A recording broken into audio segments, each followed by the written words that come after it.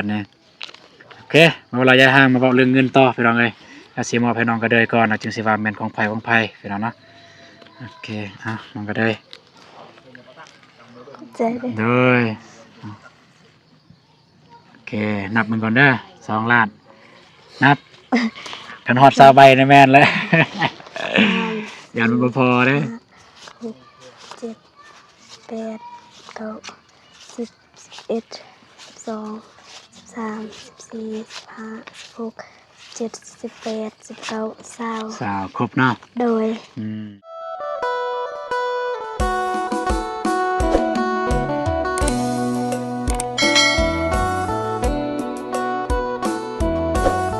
พี่น้องเนาะก็มาฮอบค่ำพี่น้องมารอบค่ำที่บ้านน้องกระเดยมาอัปเดตเบิ่งนาทางทีมงานสร้างเฮาเพิ่นได้เฮ็ดหยังแน่รอบค่ำนี่หลังจากเพิ่นมากบมาเสาะไม้เรียบร้อยแล้วเนาะโอเคก่อนสิเข้าไปหาทางน้องเพิ่นก็กราบทักทายสบายดีแล้วก็สวัสดีพ่อแม่พี่น้องเบิดทุกคนเด้อพ่อแม่พี่น้องเนาะก็ยินดีต้อนรับ2อาตูนเสน่ห์คือเก่าพี่น้องไปพี่น้องเนาะฝนกำลังสิมาฮอบค่ำโอ้ยเบาตูนคิดว่ามันสิบ่ตกแล้วนะนี่แดดจ้างป่างพี่น้องเอ้ยพี่น้องเนาะก็จะไปเบิ่งทางสร้างเพิ่นได้เฮ็ดหยังแน่มื้อนี้ไปพี่น้องเนาะนี่ก็เกือบว่า เกือบว่าสิเบิดแล้วพี่น้องเนาะทางเพิ่นกบไม้กบตอกกันยังเนาะก็ให้ทางเพิ่นประกอบเป็นหยังเรียบร้อยแล้วก็สิเบิ่งว่ามีหยังแน่ว่าครบจะให้ทางสร้างแดงเพิ่นเบิ่งเลยอันใดที่มันบ่ครบพี่น้องเนาะนี่เบานงเพิ่นอัปเดตแต่พุ่นแหละสบายดีเด้อพี่น้องเอ้ยอย่าลืมเข้าไปเบิ่งทางซองเบานงพุ่นเด้อพี่น้องเอ้ยทางสร้างเฮาเฮ็ดอันนี้พี่น้องเนาะเฮ็ดก๊อกๆแก๊กๆกันนี่อย่าลืมเข้าไปเบิ่งนี่เด้อพี่น้องเอ้ยมานำลังคนมาเนี่ยคนกำลังสิมาแล้วนี่มากันแล้วนี่แล้ววันนี้ก็ได้นี่แหละแม่นบ่ตกหรอกคันตกเนี่ยเห็นมืดครึ้มเนี่ยนี่มืดบ่ครึ้มเนาะคันตกบ่ทั่วฟ้าแบบนี้คันตกบ่ทั่วฟ้านั่นน่ะตกทางพุ่นเลยทางบ้านนงเดิมพุ่นสีดำพุ่นอยู่บ้านนงเดิมพี่น้องเอ้ยพุ่นบ้านไอ้แดงบ้านนงเดิมพุ่นแหละจับอยู่เลยครับบ่ได้นอนเพิ่นบ่ได้นอนบัดย่อเพิ่นเลยบ่ได้นอนเอาบ่ไปจับมือเลยโอเคพี่น้องเนาะนี่จุดจ้าดอีหลีไอ้แดงเพิ่นเฮ็ดเนาะเนาะจุดจ้าดเพิ่นเฮ็ดนี่ถามไอ้เพื่อนมาอยู่หันมากอกได้หยังปาดโอเคพี่น้องเนาะไอ้แดงเพิ่นมาพี่แม่นวันศุกร์ก็ย่อโลดแล้ววันศุกร์งามเด้มื้อวันศุกร์มันสะท้อนแสงผู้ดีงามเด้ทันบ่วันศุกร์นี่ทันบ่ทันมื้อนี้วันยังมื้อนี้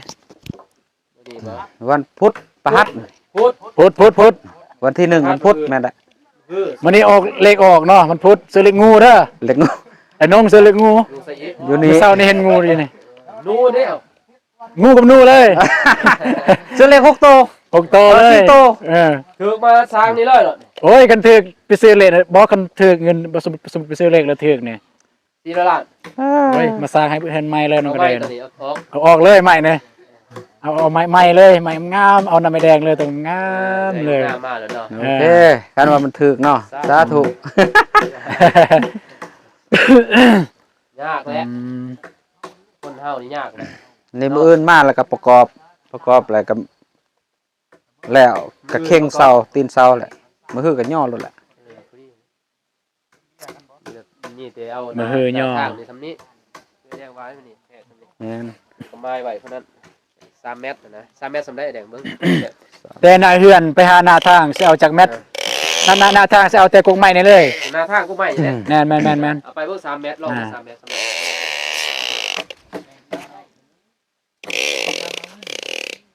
นี่3 เม็ดบ่ไปเบิ่งพุ่นพอดีแล้วให้มีหลังบ้านเคยเห็นป่ะเอา5 เมตรเนาะ5 เมตรบ่แม่น5 เม็ดใช่5 เมตรสำได้มาปีบ่หาเนี่ยอยู่ฮอดบ่5 เมตรพอดีหมดเลยพอดี5 เม็ดเลยเม็ดไอ้แดงนี่โอ้มันอันนั้นสุดเลยก่อนเอา3 เม็ดก่อนจะหน่อยมื้อนั้น5เนาะแม่นบ่แดงแม่นมื้อนี้6เนาะทางยาวไปฝุ่น6 มาพี่ห้านี่มานี่ ทำได้บ่เกินขวด 2 เมตรนี่ ได้นี่เฮือนครัว เพื่อนครัวพูดได้ย่างหด4 เมตร ได้ 4 เห็น 5 แน่ทางหลังนี่ก็เฮือนดินพี่น้องเพิ่นถ้าน้ำตกใส่ก็เพิ่นก็สิลมกันได้อยู่เป็นยังละ บ่เป็นหยัง สำหรับข้างนี่ปลูกกับแลนดอกพักกินเห็นไหม ปลูกผักปลูกหญ้า ส่วนเบิ่งนี่โอ้ย แม่สุดขั้วสุดนอกนี่งามลูกแม่นี่พอดใช้แบบ ลองเบิ่ง6เม็ดสิเอาแต่ไสแต่หัวเพิ่นเลยบ่บ่แม่นเด้ แต่หน้าห้องน้ำฮะ พี่เราแล้ว เอาแต่หน้าห้องน้ำ นี่เปอะใส่นี่เลย แต่นั่นเลย เช้ามาพี่แล้วนะ ที่เศร้า แม่น เอา3 เมตรก่อน นี่3 เมตรสมมุติ พอดีเป๊ะเลย นี่ พอดีเลย บ่พอดีแล้วจำเลยนะ พอดีจำเพิ่นเลยพี่น้องเอ้ยนี่ พอดแอบอยู่ในบ้าน แอมจังมั่ง มันแอมมากบ่ แม่ บ้าน น เลยครับพี่บัตรอ้อมมาแล้วให้แล้วนอน อืมได้แล้วบัดนี้พี่น้องเนาะก็บ่เกิน2 มื้อ2 มื้อเนาะ2 มื้อเนาะ2 มื้อนี่ก็ย่อเลย2 มื้อนี่ แม่น มื้อนี้ก็เบิดแล้วก็ แต่ว่าที่ถึงเดือนย้อนบ่มีงบ นานก็ไม่ได้ว่าจังซี่เบิดแล้วก็ประกอบเลย คือไม้แปลนไม้เส้นอีหยังก็ประกอบเลยแล้วพอเท่าใดก็ไอ้แดงไล่เติมว่ามันถึกเท่าใด ถ้าว่ามีเฮาก็ซื้อไปเลย ถ้าน้ำไม้แดงมีซื้อน้ำไม้แดงเลยแต่อย่างมันไม้แปดบ่ไม้เส้น48 ตั้งมาซอย อ่า อ๋องบบ่มีเด้เนาะ แม่น งบบ่มี เบิ่งบัตรเฮ็ดก่อนแล้วจังสิไล่เฮ็ดใหม่เรามันหมดแล้วจังไล่ว่ามันยังเท่าไหร่ อ๋องบมันมีแต่4ล้านเนาะ 4 ล้าน 4ล้านปลายแล้วเพราะว่าเขาซื้อนี่ก็เบิด500,000นี่ แม่นน้องก็ซื้อนี่30 ล้าน ตะปู ยัง2 ล้านปลายแล้วนี่ ตะปู 2 ล้าน970,000ยังก็ไปประหยัดเด้ อืม เพราะว่ามีทางบ่าวดงเพื่อนน้องก็เลยนี่สิบ่ยากมีทางบ่าวดงกับบ่าวตูน แม่น ตายเด้แต่ยังเฮาสรุปได้นะ เด้อ บินมันก็ยังได้บินอยู่เพื่อนยังเบิดครบเก็บไว้หมดเด้ อันนี้จักเม็ดแดงนี่อยู่ใน 2 เมตร อยู่ในซองเนาะ มันสิยังอยู่เม็ดเก่า10 เรือไปหันเม็ด ลอง 90 เบิ่งไอ้เด้ลองเบิ่งเต็มตีนสิเพิ่มได้เอาสามมือนี่แม่เจ้าแต่ เม็ดเก่า10 น่ะผู้ดีงาม พอดีแล้ว ผู้ดีโตคือเฮาจับได้นะผู้ดีงามเนาะ แม่น จับคือได้ผู้ดีนะ เคยเฮ็ดซ้ำแบบ ผู้ดีมาจับคือได้ผู้ดีเลย บ่ชื่อเลยเฮือนน้องบองเฮือนน้องสลีนี่เฮือนน้องเดิมเนี่ย ไม่เซอร์ล่าเนี่ยเท่าใดวะ ไม่สละ ป้ายน่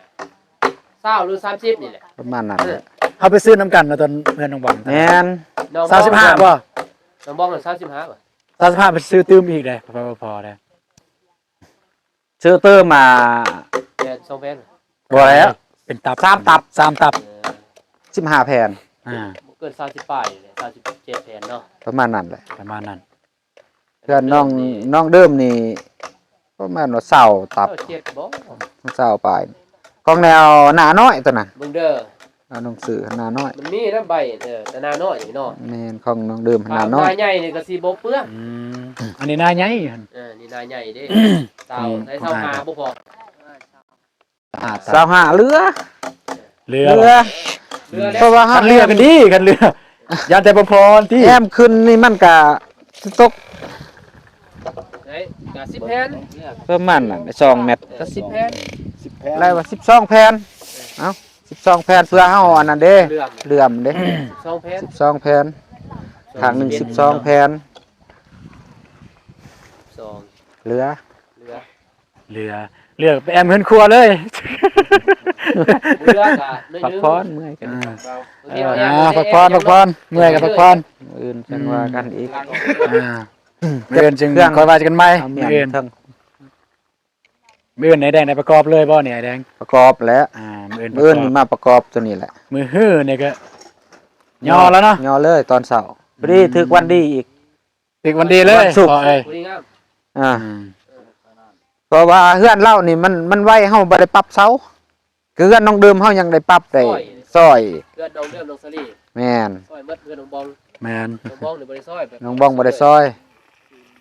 เยี่ยมเลยเนาะ แม่น ใหม่ซีเรียส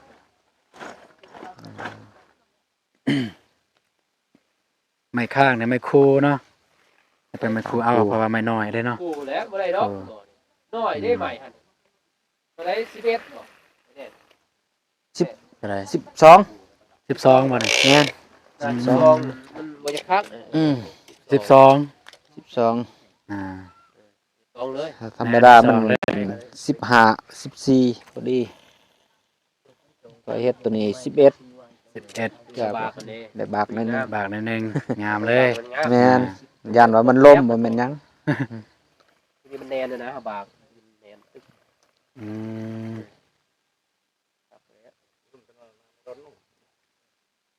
พอเรียนมันกับเพียงเขาบ่ได้ปรับอยู่เนาะ แม่น ไอซีกลับเลยบ่ไอ้แดง กลับเลยแล้ว อ่าเนาะ ถอดออกแต่หันนางเอ้ยนะก็เลย น้องก็เดินอยู่เฮือนบ่ อยู่เฮ็ดกิน เฮ็ดกินบ่อ่าเนาะสิมอบเพิ่นรางวัลให้เพิ่นนี่อืม เอานั่นเด้ทอดไผ่หั่น ขอไปขอมาได้แดง โดย ฝนตกก็ยังก็ นี่ที่เสือกันพ้นหั่น มีแล้ว มีแล้วบ่ มีแล้ว อืม โอ้พ้นได้ คิดว่ามานอนได้ยังก็ เพราะว่าเฮาสิเฮ็ดกระตอกกระตูบมันก็ยากอะนะ อืม แต่ว่าเฮาย่อแล้วเฮามีแต่หาปูผบัดปกนอนได้ อ๋อ สบาย เพราะว่าทาง นอนกลาง เพราะว่าทางพ่อก็เด้อเพิ่นก็บ่ได้กะลำลายเนาะนอนได้อยู่ ว่าสินอนก็ อืม ให้พ่อเพิ่นบอกพี่น้องเฮ็ดให้เนาะ แม่นเฮ็ดตุกกระตุบ บ่ เพิ่นเฮ็ดให้อยู่ บ่นั่นดอกบ่รบกวนเพิ่น บ่นอนก็บ่เป็นหยัง ประมาณอดทนเอาประมาณน่ะ2-3มื้อ อืม มื้อที่4เขาจังมานอน เอาไป มีเต้น นอน อยู่พี่น้องก็เด้อมีเต้นอยู่เต้นตัวหนังสือ เฮา มา เฮ็ดให้แล้ว เต้นเฮาก็ได้ปูหมดแล้วอยู่อยู่กลาง เอาแปลนปู ต่อคืนนั่นแหละเฮ็ดดีๆแล้วไปบัดนี่ไปบัดซื้อมานี่โอ้ดีงาม แปลนนั่นใส่ได้บ่ไอ้แดง ตัวใดตัวนั้นบ่ แม่น ได้ มันก็มีส่วนได้ ก็ไม่แต่เบิ่งอยู่นะเบิ่งแต่ ตัวนี้ใช้จักแพนบ่จักแพนเลยบ่ตัวนี้จักแพนนี่ บางเอ้ย บ้างบ้างก็ บ้านก็จำเป็นแล้ว หมอสลีให้บ้างกว่านี้เนาะ แม่น บ้านก็จำเป็นแล้วเนาะคันบ่มีเนาะอ่า เพื่อนน้องสลีให้บ้างกว่านี้ไม่ได้เป็ดสัตว์ปัน6ประมาณ60ป้ายพุ่นใดก็70แผ่นเนาะ น้ำซื้อเติมบ่ เพื่อปันลมอีกเด้ มันล่มนี่เด้ นี่แหละ บ่เราต้องใส่แป้นซ้อนกัน ซ่อนได้ มันจึงแน่น ให้แป้นซ่อนเขา จะบ่ใส่แป้นมันฮักอีก มันอ่อน มันอ่อน คือล่ะ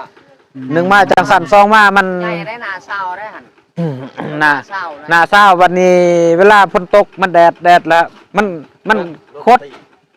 ลมตีกับแตกปั้ว มันบ่คือไม้ มันห่างเนาะ แน่น เพราะว่าคืออันนั้นอีหยังข้าวบ่เคินมันห่าง มันห่างเมตร1เมตร1นะ อ่า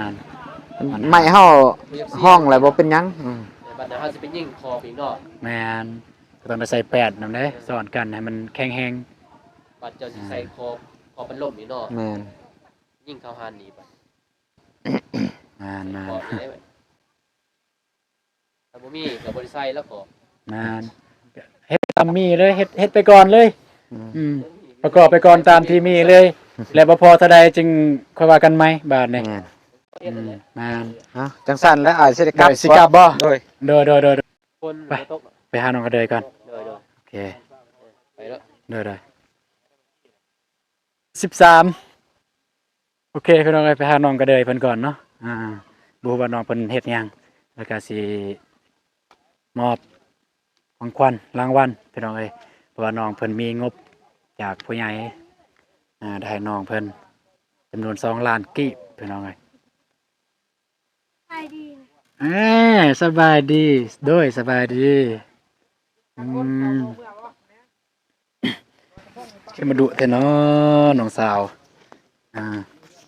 น้องสาวบ่าวตูนนี่ดุเนาะเด้อ ตูนสบายดี FC ฟังไทยสบายดีพ่อแม่ผู้ใหญ่ใจบุญสบายดี FC ฟังไทยฟังลาวหรือต่างประเทศและบ้านเฮาบ่ขอสบายดีสวัสดีสุขูสุคน โดยสบายดีโดย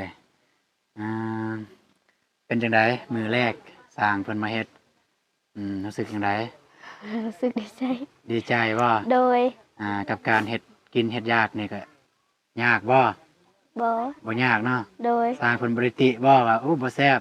บ่ เออเฮ็ดหยังกินน่ะ เสมอ มักเสวอ โดย เฮ็ดขึ้นนิดเดียวแท้ ครัว ฮะ พอ พอ แล้ว กินอยู่บ่ โดย อืม เพราะว่าแม่บ่กินน้ำมันน้องสิแกงให้แม่ต่างอีก โอ้สิแกงให้แม่ต่างอีก โดย ปกติก็แนวนั้นบ่ โดย เฮ็ดกิน สมมุติว่าเฮ็ดกินอันใดประเภทกับน้ำมันเนี่ยเฮ็ดเมนูต่าง โดย แล้วก็เฮ็ดให้แม่ต่างหากอีก โดย มันก็ขากันแหล้วสุกแล้วบ่น่ะ หยัง ยังบ่ โดย คิดว่าสุกแล้วก็อายมีแนวสิลมก็สิไปลมกันอยู่นอกพุ่นละอืม ข้าง นี่ ไว้ก็ได้ ข้างไว้บ่มันสิบ่ไหม้บ่ เบิ่งน้ำก่อน เบิ่งได้จังนั้นมันสิไหม้ได้รีอดกินมาสิแรงๆเพิ่นเอาไว้มาอัปเดตเบิ่งทางสร้างเพิ่นน่ะก็ประกอบเพิ่นว่าบอกอีหยังเอิ้นว่าบากเรียบร้อยแล้วพี่น้องเนาะบากไม่แต่มื้ออื่นเพิ่นก็ประกอบมื้อฮื้อนี่จะได้ย่อแล้วเฮือนมื้อฮื้อเด้อ โดย มื้อฮื้อนี่มันย่อเฮือนแล้วแล้วก็จะเป็นต้องได้หาพี่น้องมาย่ออีกเพราะว่าย่อคนเดียวคนหนึงสองคนบ่ได้เด้อ โดย เป็นต้องได้หาพี่น้องมาย่อซอยเป็นไดก็ขอให้ฝนตกเนี่ยบ่ให้ตกซะช่วงนี้คันสิตกก็ตกก็บัดสิแล้วพุ่นละบัดเกินว่าได้มุ่งพุ่นละช่วงนี้ก็ให้หยุดไปก่อนฝนเอ้ยลองเบิ่งสุกแล้วบ่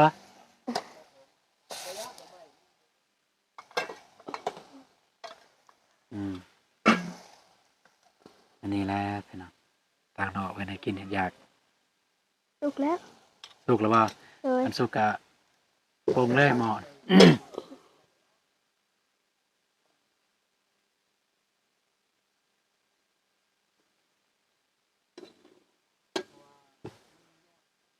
โอเคเรียบร้อยพี่น้องกันเนาะทางน้องเพิ่นเฮ็ดกินอย่างเรียบร้อยโอเคไปอยู่นอกอยู่นี่มันควันหลายในต้นน้องสิอยู่แต่ในเฮือนครัวมันสิมีแต่ควันพี่น้องเลยเนี่ยเห็นบ่น้ำมูกไหลแหละไปย่างไปพุ่นเลยปัดบรรยากาศคือวัดดีแท้มื้อนี่พี่น้องเอ้ยบรรยากาศดีแฮงอยู่ในไร่งูเมื่อเช้านี่มันออกแล้วบ่น้องก็ได้ ตอนเทือนเพลนนี่พวกผู้ใหญ่เขาไล่พวกก็พี่น้องไล่เขามาเบิ่งแล้วเขาไล่ขนาดหนูก็ยังมีเด้ นูก็มีมันก็มีนั่นแหละกองใหม่จังซี่นูมันมักแบบนี้นี่กองฟืนนั้นมันสิมีกองฟืนมันสิมี สองสามตัว หนูหลายตอนนอนกลางคืนมีบ่หนูมากวนมาแกะหยัง มี อืม ถ้าตอนนั้นน้องเลี้ยงแมวตอนนั้นแมวตัวใหญ่แน่นะบ่มีแนวอันยานแมวเดี๋ยว มัน นี้ ญาติแมวแล้วห แม นู วตัว นี้ ใหญ่บ่มีโดย ทอมแอนเจอรี่ ทอมแอนเจอรี่เด้พี่น้องบรรยากาศอุ้ยสะออนบรรยากาศพี่น้องเอ้ยนี่ฮอดยามนี้แหละสีแดดอ่อนๆจังซี่มันก็จังว่าคักแท้เนาะพี่น้องเนาะโอเคพี่น้องเนาะก็ให้เนาะให้เบานงเพิ่น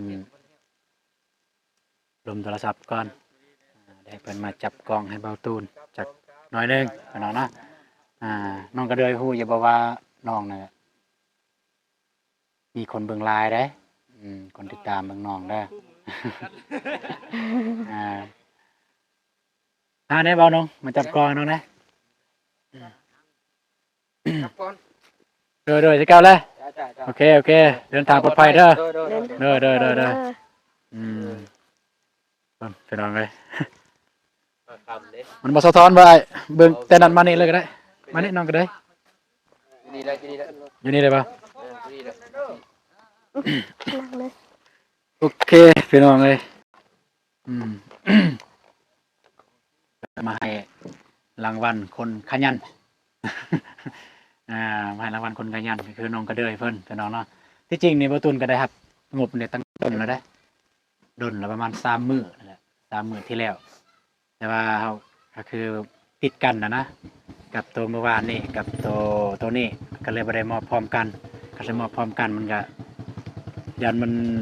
เกินว่าจังไดเนาะมอบพร้อมกันนะเนาะก็อยากมอบเป็นแบบคนละคลิปเลยว่าซั่นซะ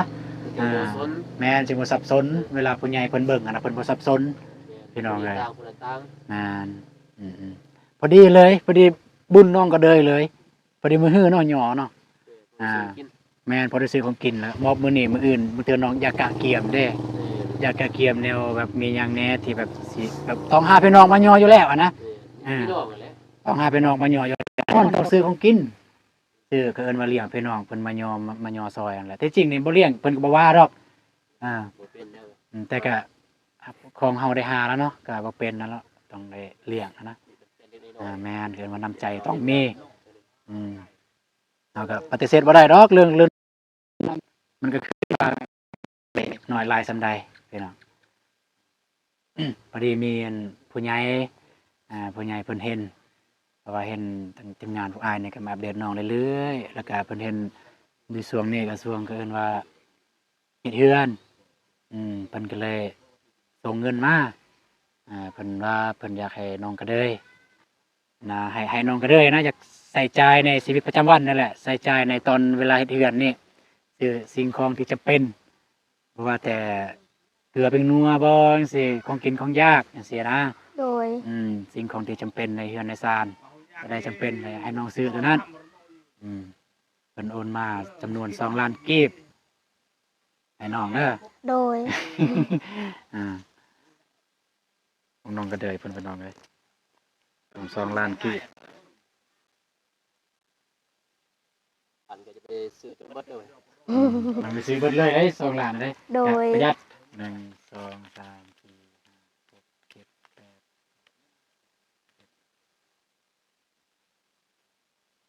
3 4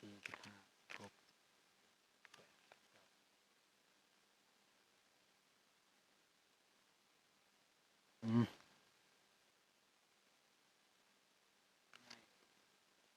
แต่ว่านั่งใกล้กันจังซี่มันสิไม้มันสิดูดกันบ่ของน้องมันดูดกันลองไอลองหยุดก่อนซั่นโอเคพี่น้องเนาะก็เปลี่ยนไม้พี่น้องไม้เบาตูนเนี่ยมันดูดกันพี่น้องเวลานั่งไกลกันจังซี่ FC ก็เม่นหลายว่าเบาตูนไม้เบาตูนมันแตกเสียงมันบ่ซัดเสียงมันแย่งกันนะมันญาติกันลักษณะนะเสียงมันเข้านี่เข้านั่นเข้านี่เข้านั่นมันมีคอนโทรลบัดนี้คือเสียงเบาหนุ่งเนี่ยคือไม้เบาหนุ่งเนี่ยคักมันชัดเจนนั่งจังซี่ก็บ่มีปัญหา เด็กเนาะ แม่นมันคักของเบา เด็ ห ก นุ่ง ซื้อไหม ถ้ามีเงินก่อนถ้าถึกเลขก่อนมื้อแรงก่อนสิซื้อเลขงู สิซื้อเลขงูเลยนี่เห็นงูอยู่นี่สิซื้อเลขงูเลยนี่ซื้อไม้บัดนี้โอเคมาเวลาย้ายห้างมาเว้าเรื่องเงินต่อพี่น้องเอ้ยก็สิมอบให้น้องก็เดยก่อนจึงสิว่าแม่นของไผพี่น้องเนาะโอเคน้องก็เดย ใจเลย โดยโอเคนับมันก่อนเด้อ2 ล้านนับคันฮอด20 ใบนี่แม่นเลย อย่ามันบ่พอเด้อ 6 7 8 9 10 11 12 13 14 15 16 17 18 19 20 สาวครบเนาะ โดย โอเค ดีใจนำได้ โดย โอเค อันนี้ก็คือเงินของเกยคิมกับไอแอร์เด้อ โดย เพิ่นเป็นคนลาวแต่ว่าเพิ่นอยู่สหรัฐเพิ่นแหละเพิ่นอยู่บอสตันเพิ่นก็เคยซอยเรือทางหนองบองแดแล้วเพิ่นก็เห็นน้องก็เดยก็บ่แม่นว่างบสมทบดอกเป็นงบให้น้องก็เดยเพิ่นใช้ซื้อสิ่งของสิที่จำเป็นในชีวิตประจำวันแม่น ต้องประหยัดเลยเนี่ย แม่น เพราะว่า ใช่ ทั้งผู้อ้ายผู้มีเด้ แม่นตั้ง โดย ก็คืออย่างที่พวกไอ้บอกกับน้องนั่นแหละก็คือของน้องเนี่ยบ่มีงบสมทบแบบว่างบสมทบมาห้องไว้อะนะ ให้กิน แม่นก็คือตอนน้องบองตอนนั้นแค่นี้มีงบสมทบอะนะแบบเอามาเก็บไว้งบสมทบงบเฉพาะอย่างเดียวงบสมทบต่างหากอีกแค่นี้เฮาได้ซื้ออีหยังอันนั้นได้ซื้อได้ประกอบส่วนอีหยังอันนั้นแล้วก็ตอนน้องบองเพิ่นกระทันหันแล้วเฮาล้มผู้ใหญ่บ่ทันนะแค่นี้เอาเงินจำนวนนั้นซื้อไปก่อนเลยนั่นน่ะแต่ของน้องเนี่ยบ่มีถ้าสิมีก็ยัง แต่ 4 ล้าน 4 ล้านตอนนี้ยังเหลือ4 ล้าน ตอนนี้งบสมทบเด้อ ไปซื้อได้แต่ อืม ไปซื้อกินทั้งบ่ได้ซื้อ ของกินบ่ได้ซื้อตัวเนี้ยซื้อแต่เฉพาะที่ในเครื่องเฮือนเลย ตัวอย่างว่าก็จังซี่แหละคือเบาหนุ่มเพิ่นซื้อเมื่อวานนี่เพิ่นซื้อหยังแน่ก็จังซี่แหละ โดย แต่เฉพาะเกี่ยวกับตัวใดเกี่ยวของกับเฮือนนอกนี่มันซื้อหรือตะปองหรือตะปูนี่ซื้อแต่อย่างคือจังซี่แหละมื้ออื่นมื้อฮื้อนี่ใหม่เนี่ยบ่พอก็จะเป็นอ้ายก็ไปซื้ออีกก็สิเบิ่งว่าเงินที่เหลือเนี่ยมันสิได้เท่าใดเงินที่เหลือม ยังหลายสังกะสียัง แม่นสังกะสีก็ยัง สำคัญนี่คือไม้กับวงโปงตู้พวกเอี่ยมนี่แหละ แม่นวง มัน กบ ตัวสีเฮ็ดก่อนนี่ วงกบนี่เท่าใดน้อง 500,000 จัก บา อั ท นบ่จักอัน สี่ วงกบ หากับประตู วงกบปองเอี่ยมนี่มันสิ รวมกับประตูนำ 5กับประตูเพราะว่ามีประตูหนึงมีแล้วเนาะ มีเอาไปซื้อเดือนหนึง ยังขาดเรือตัวนั้นพี่น้องเอ้ยก็ยังหลายเติบนะจึงว่ากันให้มันแล้วพวกนี้ก่อน หลักหมื่นนี่แหละ ให้มันแล้วพวกนี้ก่อนจึงว่าตัวนั้น โอเคไม่แต่ให้น้องขอบคุณใจทางทางไอแอร์เอ้ย ก็ อ่าเกยคิมกับไอแอร์เด้อแต่ว่าน้องเอิญเพิ่นพ่อเอิญแม่ก็ได้เด้อเพราะว่าน้อง น้อย เออ โดยขอบใจพ่อแม่ที่ช่วยเหลือน้องขอให้พ่อแม่มีสุขภาพร่างกายแข็งแรงความเจ็บอย่าให้ได้ความไข้อย่าให้มีขอให้ร่ำให้รวยขอให้เจริญขอให้อายุมันขวัญยืนนอนหลับให้ได้เงินหมื่นนอนตื่นให้ได้เงินแสนสาธุ สาธุอ่า บัดนี้ก็ไปไหว้ไปเมียนหรือว่าให้พ่อเมียนก็ได้ โดย เออ เอาไว้ซื้อ ให้พ่อให้แม่หรือว่า ให้พ่อให้แม่ ถ้าเจ้าให้ซื้อหั่นแหละให้มันซื้อตอนนี้จะเป็นอย่าบอก โดย มือสิย่อหั่นนะมือสิย่อจะซื้อหยังหั่นนะ โดย อย่างเขาซื้ออันนั้นเด้อตัวมันจะเป็นนี่บ่ โดย ซื้อตัวมันจะเป็นซื้อกินซื้อยาหั่นแหละ นานแต่ใดมันจำเป็นอีหลีรอนะเสื้อตัว มั นั้น บ่มีได้งบ โดย บัดนั้นจะสิเลี้ยงสร้างหยังนี่แม่นอยู่เฮาบ่ได้เลี้ยงแม่นบ่ แม่ แต่เฮาเพิ่นมาเฮ็ดเฮาก็ต้นเพิ่นน่ะนะ มันก็คือว่าน้ำใจอะนะ น้ำใจเล็กน้อยเลย อืม ซอยเพิ่นเลย แต่ก็สิ อยาก สิซ้ำอีกเรื่องหนึงก็คือห้ามยืมเด้อ โดย ห้ามไปยืมของคนอื่นตัวอย่างว่าสิซื้อของกองกินเสื้อนั้นบ่ให้ยืมเด้อ โดย บ่ให้ยืม บ่ให้ติดหนี้หมู่ บ่ให้ติดหนี้ว่าซั่นซะ เฮาเองถูก ให้บ่มีให้ไปติดหนี้ พวกน้องบ่เคยติดหนี้ ไปยืมนำผู้นั้นผู้นี้จะได้หนีหลาย แม่น ผู้ซอยเพิ่นก็บ่ม่วน แม่นเพิ่นสิคิดว่าเอ้าแฮ่งเฮาเข้าไปหาแฮ่งไปติดหนี้นั่นน่ะนะเพิ่นสิคิดว่าเฮามีแต่อยากได้ โดย คันบ่จำเป็นบ่ต้องไปติดหนี้หรือว่ามีปัญหาหยังก็จึงปรึกษานะพวกอายก็ได้เด้อ โดยบ่เป็นหยังพวกน้องบ่ติดหนี้บ่เคยติดหนี้ โอ้เก่งเด้อเนาะหาเองนี่ หาเอง ซื้อเองซื้อใหม่ซื้อเองนี่ บ่ได้ติดหนี้แต่ว่าโอเคได้บ่ได้ติดหนี้ได้เพราะว่าบ่ได้ใส่พุ่มเฟือยเด้ แม่ เบิ่งแต่ ประหยัด เบิ่งแต่ทรงเสื้ออันแหละฮู้แล้ว เออ ก็คือพ่อแม่มายามใดก็คือพรเด้ ใส่ทุก มายามใดก็เห็นแต่ตัวเก่าเห็น เค แต่ รื่อง ทรง เล น้อยอ่า เครื่องเวียดให้ เครื่องเวียดให้ โดย บ่มีบ่เครื่องเพิ่นซื้อเองเลย บ่ส่วนหลายเฮาสิใส่เครื่องเวียดให้แม่เฮียนเพิ่นให้ อ๋อ เพิ่นไปเฮ็ดเวียกแล้วเพิ่นสิจ่าย อ๋อเนาะก็คือของหัวหน้าบริษัทเพิ่นเอาให้เพิ่นเอาไว้แต่ว่าส่งเสื้อที่ แต่ว่าเงินเขาเอาอยู่ได้ ก็เอาบ่เงิน บัดใดเงินออกเขาเอาบ่ บ่ เอาอันนี้ให้เลย โด ว่าย เครื่องเขาทิ่มแล้วนะเครื่องมือสองอะนะบ่แม่นว่าเครื่องเข้าใจายหยังบ่แม่น ทีมันบ่ อืม ตัวเขาบ่อยากใช้มันบ่เขาให้ โด เฮา ย ดีแหละก็ดีแล้วหมู่ให้เนาะ แม่น มันก็ยังดีเด้ อืมโอเคพี่น้องเอ้ยก็ไม่แต่ว่ามื้ออื่นก็เจอกันมื้ออื่นน้องก็ได้มื้อนี้พวกอ้ายก็สิขอตัวกลับก่อน โดย แต่ว่ามื้ออื่นคิดว่าสร้างเพิ่นสินอนก็น้องก็เลยแล้วฝากดูแลแต่ว่าสร้างเพิ่นบ่ได้นอนเพิ่นสิมานอนพุ่นละบัดย่อพุ่นละได้ประกอบเป็นหยังเพิ่นก็สิได้มุงผ้าบัดนอนแบบนี้ โดย โอเคไปน้องเอ้ยก็คลิปนี้ก็บ่มีหยังหลายเนาะแต่บ่ตูนก็มาอัปเดตเบิ่งตอนเพิ่นว่าตอนแรกพี่น้องว่าทางทีมงานสร้างเฮาเพิ่นได้เฮ็ดหยังแน่ก็คือเพิ่นได้บากแล้วพี่น้องเอ้ยแต่มื้ออื่นเพิ่นจะประกอบมื้อฮื้อนี่ได้ย่อแล้วพี่น้องเอ้ยแล้วก็อีกเรื่องหนึงก็คือมามอบเงินของผู้ใหญ่เพิ่นที่เพิ่นนั่นน่ะให้บ่ตูนเป็นสะพานบุญพี่น้องนะมามอบให้ทางน้องกระเดยเพิ่นจำนวน2ล้านกีบพี่น้องก็พอดีเป็นบุญของน้องเลยน้องสิได้ย่อเฮือนได้หาพี่น้องเพิ่นมาซอยย่อเฮือนบัดพุ่นแหละมื้ออื่นมื้อฮื้อพุ่นแหละ อ่าโอเคพ่อแม่พี่น้องเอ้ยก็ก่อนอื่นหมดก็ต้องขอบใจทางเอื้อยคิมแล้วก็ไอแอร์เด้อที่ให้บอลตูนเป็นสะพานบุญในครั้งนี้จังได๋ก็ขอให้เอื้อยคิมกับไอแอร์จงอยู่เย็นเป็นสุขสุขกายสุขใจสุขภาพแข็งแรงอายุมันคนยืนพัฒนาสิ่งใดขอให้ได้สิ่งนั้นดังสมกับพัฒนาเด้อเอื้อยเด้ออายเด้อสาธุโอเคพอๆกันไหมสำหรับคลิปนี้บอลตูนแล้วก็น้องก็เดยแล้วก็ไอ้นงขอกล่าวคำว่าสบายดีเด้อ เออ บ๊ายบาย